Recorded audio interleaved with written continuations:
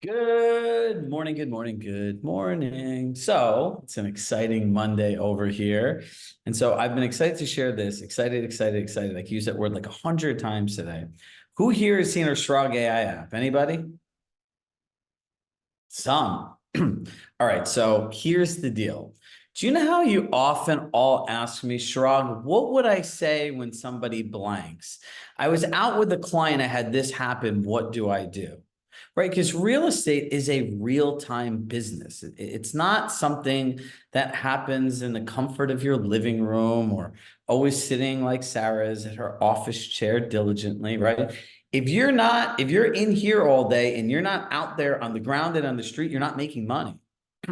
So what we've done is we've leveraged this wonderful tool of artificial intelligence to bring you our featured presentation. So within the next couple of weeks, you'll all have what somebody refers to as Shrug in your pocket. Fun fact is we have 30,000 minutes of coaching that we've done. We are now training an AI bot known as Shrug AI on all 30,000 minutes of our coaching. So if you think about it, it's all of our coaching meets ChatGPT. So you could ask it like, what are the benefits of, can you share a list of specific benefits of Compass collections that I could share with the buyer that would make them want to hire me? It's all of my words and how I talk about collections. Then it's like, can you put this into a 400-word email that I could send my clients? Can you change the email to make it specific bullet points so it's easier to read? All of that in real time. So every objection, every scenario that you could think of, and look, here's where this concept of collaborative learning comes. There are hundreds of us around the country that all subscribe to the same thing. We will create a form where you can actually put in your scenarios. Now, a good scenario is something that happens like a client of mine said, why would I list with you when I could list with somebody else and not pay a buyer's agent's commission? That's something that we want to and should provide an answer to. So therefore, you send it in. I have time every week to upload and retrain the bot. We know when it gives an incorrect answer and somebody flags it that we can change it and train it. It's like a kid that's growing up. So the more information we give, the more feedback we give, pretty much you'll have 24/7 access and you won't have to look through the platform to find anything. You can just ask the AI bot and it's going to be, you look at platforms, they're based on searching on tags and titles because that's how they're built, right? But this thing has scanned and learned all of the content in all of our videos. Pretty cool, right? So from team building to transactional support to a pitch to finding our resources. So what we're working on doing, which is phase 2, is going through workflows. How do I share the specific benefits of Compass collections to a buyer? There's the answer. Do you have a resource that I can use that explains the benefits for me? Boom, our video comes up. Can you take the benefits and the video and put them into an email of 350 words that I could send to buyers so they want to hire me? Done. Now, how cool would that be?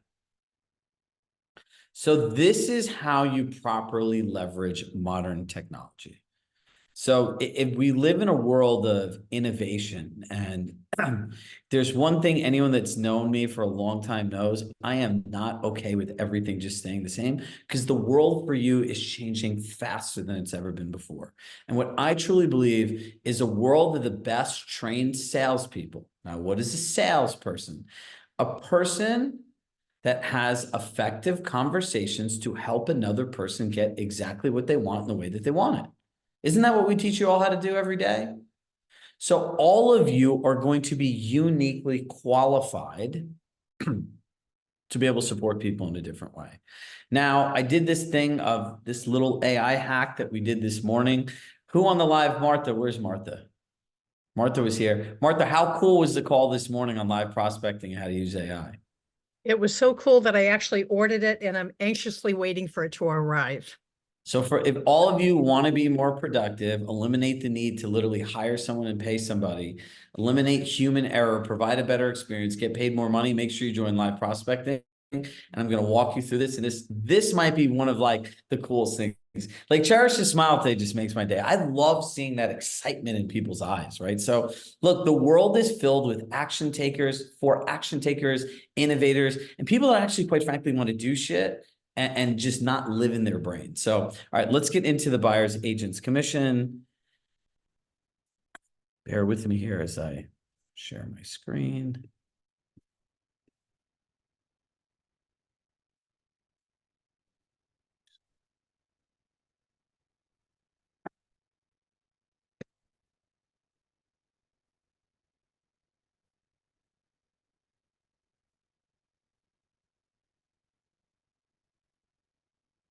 Can everybody see my screen now? Sophie, green light? All right, cool. All right. So look, it's now the time more than ever to be able to communicate clearly and effectively the importance of a buyer's agent's commission, right? Now is not the time to avoid these conversations. And for the people that believe, and I don't think it's any of you, but I'll just say so I have a clean conscience. Oh, well, I'm just going to wait till July 23rd and then I'll start having these conversations. Don't. Because if your clients have read any of the headlines, it's better just to deal with it from the beginning. Now, the first step is really understanding the commission and the NAR settlement impact. Look, in 2023, the rule actually changed. Prior, the MLS would require you to offer out a minimum compensation. The joke is they make this whole big stint about it, but you could offer out as little as $1, right? So in the middle of these lawsuits, NAR actually changed their position, changed their bylaws, changed the rule that you don't have to offer out any compensation. Now, before speaking with your agents, before speaking with your clients, understand how to define a commission and how it influences the sale of the property. Listen, the only thing that matters in the way you communicate this is how offering out a commission to another agent is more beneficial to the other party.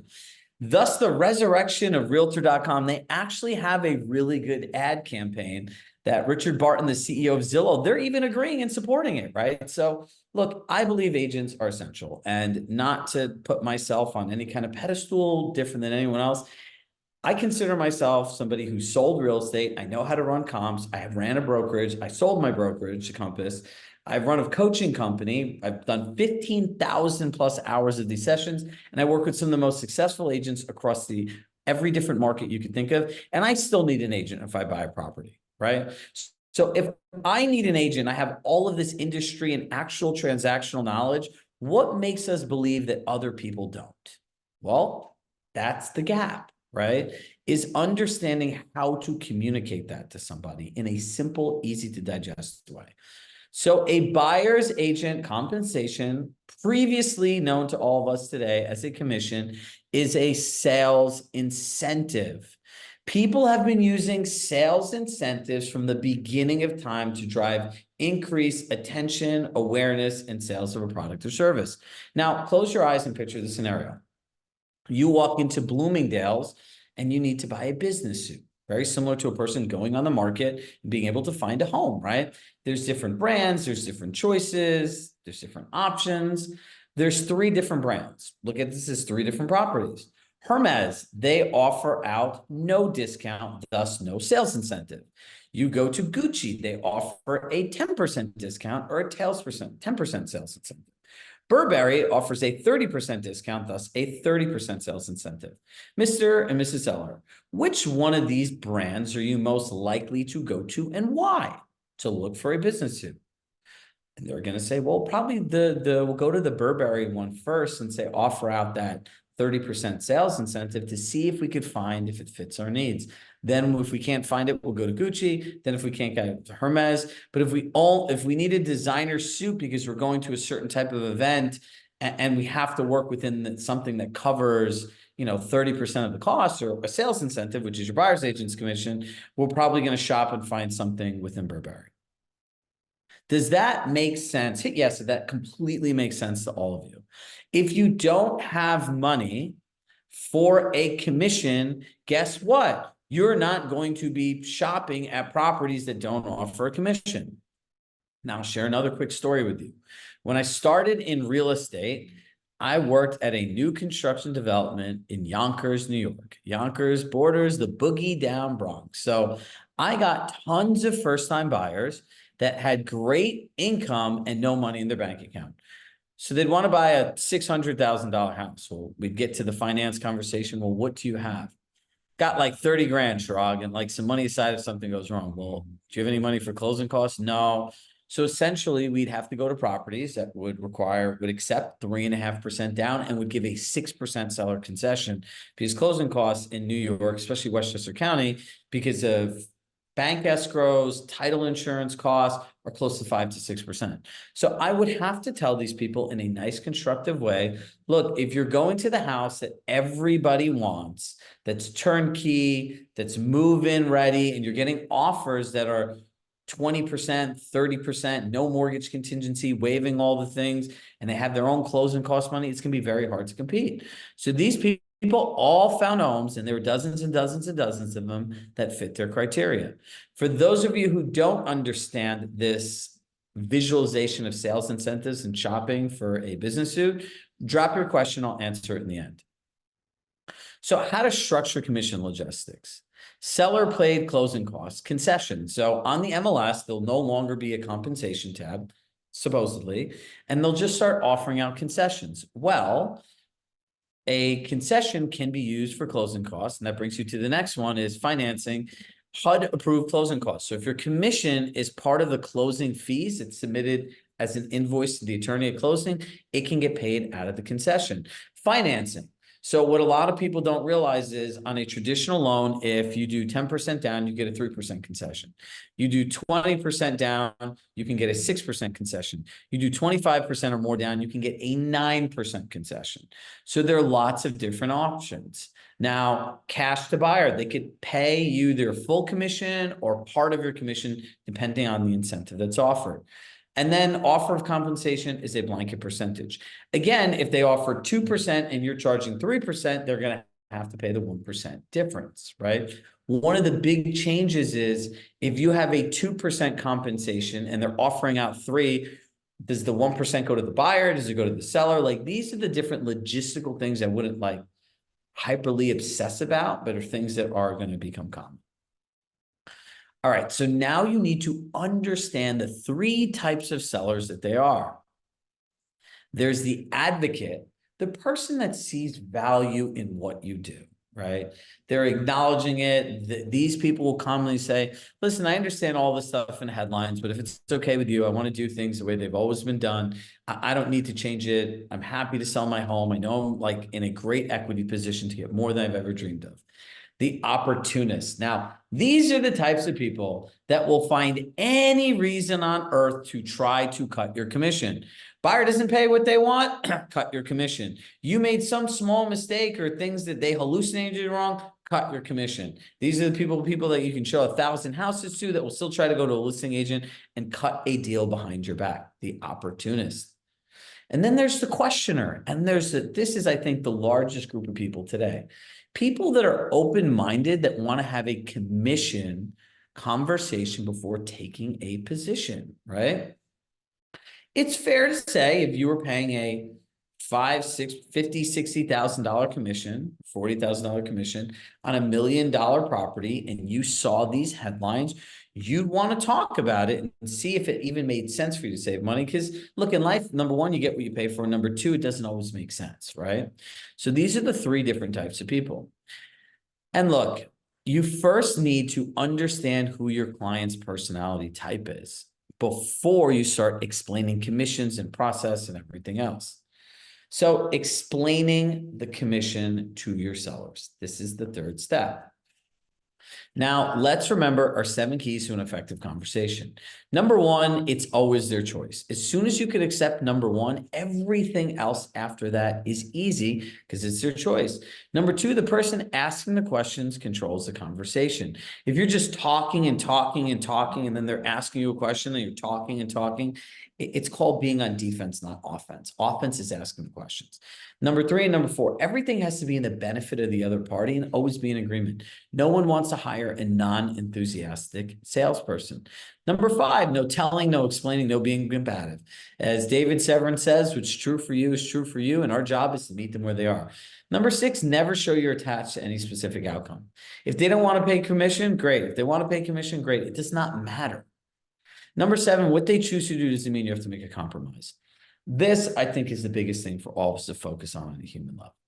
There are people in this that are going to do things that don't make sense. They're going to cut your commission, and don't come from a place of fear. Don't come from a place of uncertainty, doubt, or worry.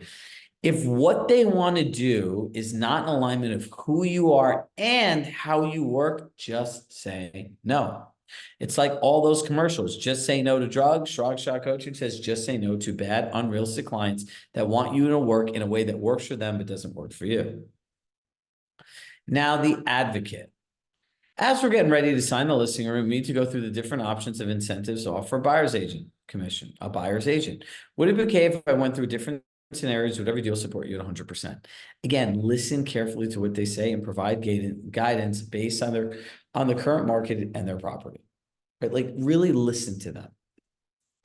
The opportunist, very similar opening line. Right? And this is something you could try. Is there a percentage you feel comfortable with, knowing that you don't have to offer anything at all? Definitely understand you want to save money. I'll go through various options with you so you can understand them. Whatever you decide to do, I support you 100%. So the first thing is really acknowledging, did you know before the settlement, you were in 100% control of compensation? A buyer's agent's commission is simply a sales incentive. And this is where you can guide the conversation your own way. And I'd ask some questions like this. Has a sales incentive influenced you not to or to buy something in the past? And see what they say. And then get them to start talking about their own experience. The more you can relate their own experience to the sales incentives, the better it's going to be. Now, if you don't have a sales incentives, that's okay. If you don't want to have a sales incentives, if you want to have one, it's okay. If you don't, it's also. Regardless of industry, sales incentives have a track record of garnering more interest and generating more demand. There are a couple different options you can go with, and I'd be happy to go through them and walk you through the pros and cons and what would be most helpful to you. Pretty simple, right? Again, it's always their choice. Very similar conversation with the opportunist. You go through, and now this is a little bit different. The MLS was a central database where not only were all properties available, but also the sales incentives and commissions that sellers are offering a buyer's agent. Sellers usually will have an agreement with their agent and will agree to upon the compensation for the investment of the services. After that, they'll align on what they offer the buyer's agent, the sales incentive. Now, we no longer have an ability to offer compensation or incentive on the MLS, and there are other options if we choose to offer them. I'd be happy to go through them and walk you through the pros and cons and what would be most helpful to you. Another one, when to list. Should I wait till July to list my property so I don't have to pay buyer's agent's commission? Do you think that's a good idea? Really glad that you asked me about that. And this is what I want to make sure we get to the best possible solution for you. Is there any specific reason you feel not offering a buyer's agent's commission or waiting till July will ultimately be beneficial to you? Listen, like really listen. And this is very similar, right? So what you want to get them to in this situation is the different options of sales incentives, that they don't have to wait to not be able to offer one, and then go through all of the different options. Remember, don't lose a listing fighting for someone else's commission. It is a buyer's responsibility to secure their own commission. If you have a good explanation, highlight the pros and cons, your sellers have made their choice. Now, here are a couple key takeaways. Number one, remind your clients that even before the settlement, they had full control. A buyer's agent's commission is simply an incentive. Approach every conversation with empathy and understanding. Empower your commission. Remember, acknowledge, clarify, empower. ACE. Now, when presenting comparable properties and incentives, a couple things to keep in mind. Number one, you're going to say, look, as a buyer's agent, one of the conversations that keeps coming up that my clients are asking are these comparable market, are these prices of homes that sold in the neighborhood I'm looking in come down equivalent to what the buyer's agent's commission was? And I became really intrigued, Sophie, to really find out what they meant. And what the buyers have been doing is finding out from their agents how much commission was offered and understanding that was the net offer to the client. So if there was a 3% commission, then if the seller's not offering out a commission, then their offer would be 970,000. If they had a 3% commission and they're only offering out 2, then it would be 990. So buyers are looking to adjust their offers because they don't feel that automatically the seller should just get an equity raise in their property based on what a commission was. Do you notice nobody's talking about that? Like, what do they think? They're like, oh, sellers have more choice and keep more money. Okay, great. So they're paying out an incentive. So their net price was $1 million, let's say less 2% was 980. So what? They made a change in a government and Department of Justice ruling with the National Association of Realtors, and everyone's property just went up 2 to 3%. I don't think so. So this is another thing coming up. Look, the other thing to explain to somebody is highlighting in the past when someone was looking at these properties, like these were the incentives that were being offered, right? And if you're okay with a person not having enough funds at closing to not buy your home over 1, 2, or 3%, then I'm okay with it too. Like the hard part, I believe, for all of you is how many people have kids? Okay. Now, how many times do we tell our kids what to do and why it benefits them to avoid them pain and losing and that feeling that we as parents, we really try to protect our kids from? Everybody. And what do our kids do? They all have their own bad experiences and they come back. Some come back at much younger ages than others. I always say that as children, you kind of grow up, and between the ages of 13 and 23, it's the knowing generation, right? At those ages of children, they know everything. My son's 10 and he thinks he knows everything. He's an answer for everything you could humanly think of, right? Number 2, then you get to 23. I call it the unknowing years, right? When you start becoming an adult, you start working and like you have to deal with budgets and credit and all this other real life stuff. You start realizing you really don't have all the other answers, right? Then you get to that next place where all of a sudden you realize, oh my God, my mom and dad really know everything. I should go start asking for more information. Well, it's the same process with your clients. They think they know everything. Then they need no one to show up to their property and see other homes that are worse than theirs sell, right? That's the unknowing phase. And then they'll come back to you and be like, okay, maybe we should offer a sales incentive. Now, here's the other thing to think about that nobody's talking about. Look, where this gets really difficult is in a market. Like I know Sophie had shared with me that how many homes sold in your market last year, and year over year, how much was it down last year?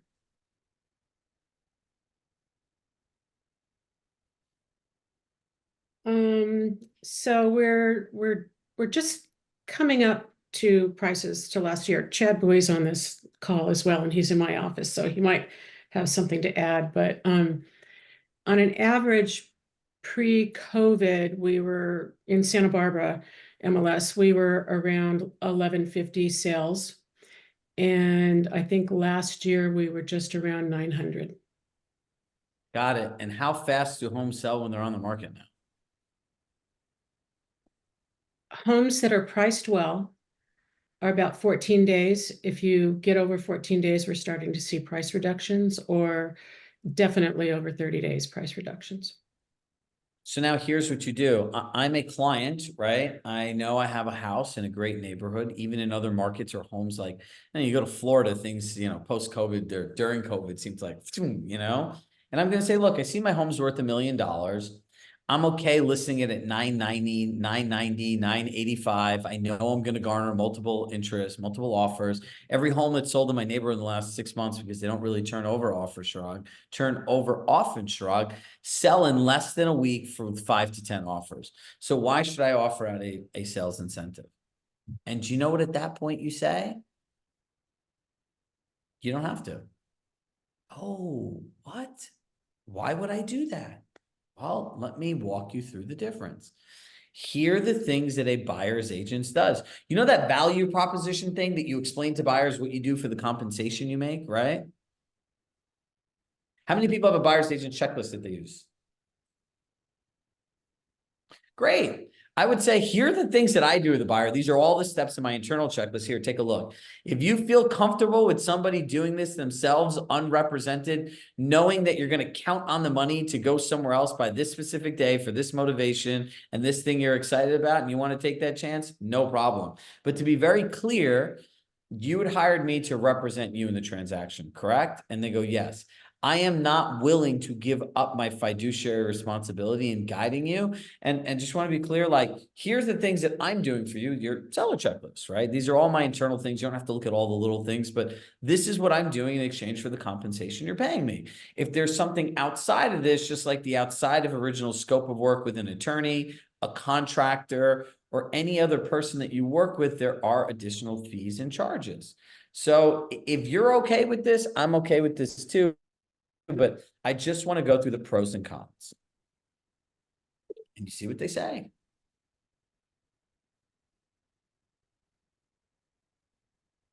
Isn't that a different spin on things? You could always count on me for the other perspective that no one wants to talk about and nobody wants to see. All right, let me look at some of the questions in here.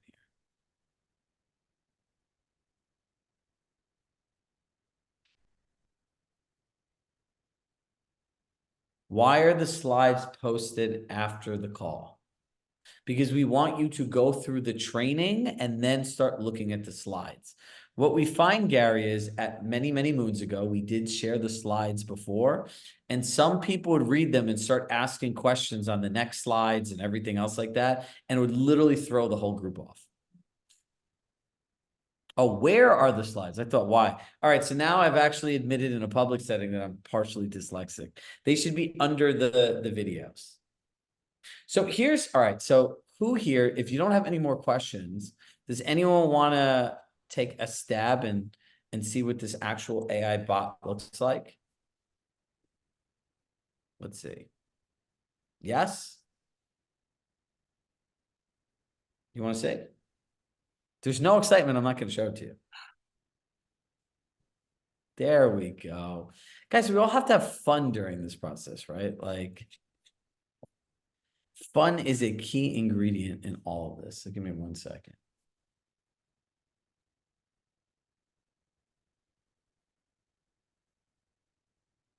Now I have to find my window.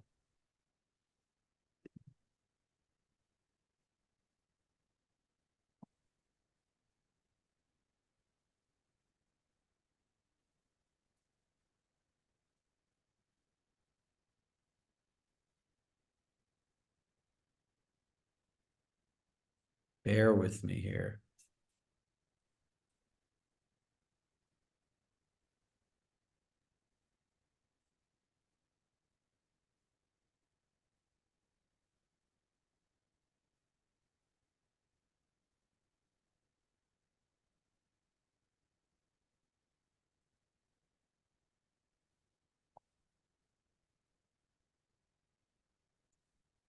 All right. How would I demonstrate the specific benefits of Compass collections to a buyer?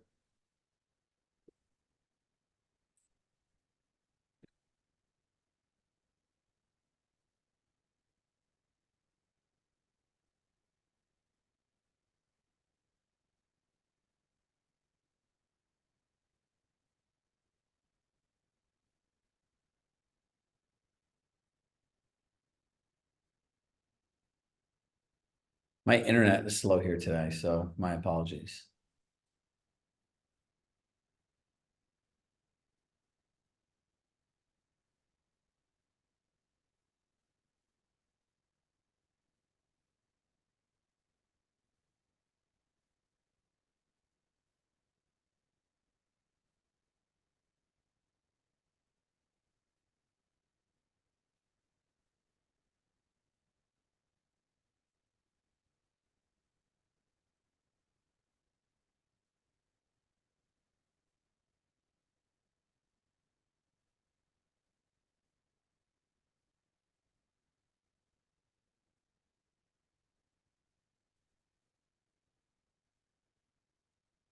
Chirag, I have a question while this is prompting. Yeah.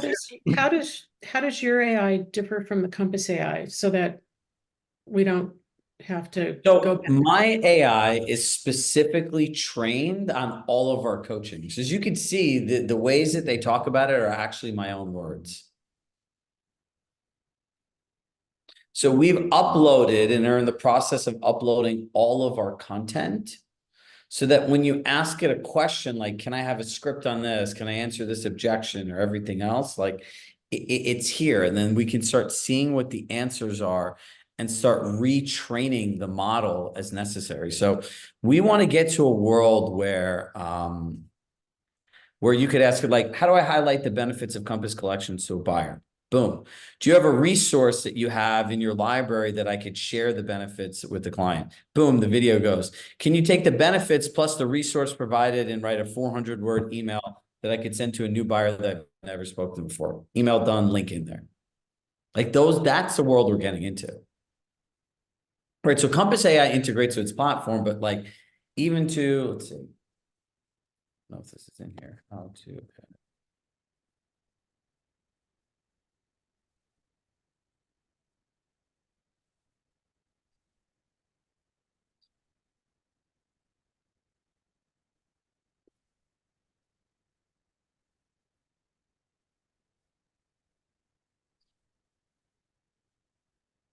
let's see. I don't know how far along there is, but it's always fun to try. How can I add a contact to Compass?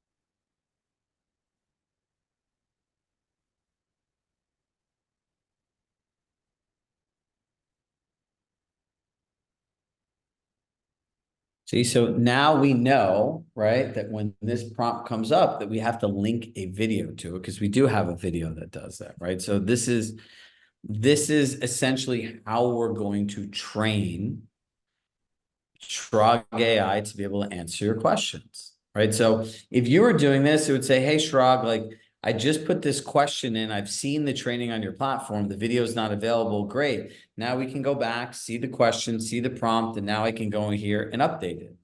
That when people put these things, that you should put this basic video. And this is how AI works. The more information, the more time you spend with it, the smarter it gets. If you send an email that says, how do I log into the CSC platform? Well, there should be an AI answer because you're going to get it in real time. And anything that's like process driven, AI is great for. So on that note, I'm going to drop off and just remember, we have some more fun AI things I'm going to share with you at 12:30. But as always, the love of my heart, I love you all. I hope you guys all have this commission conversation nailed. Practice it over and over and over again. We'll put the slides with the recording and the presentation, Gary. So I will see everybody later. Bye, everyone.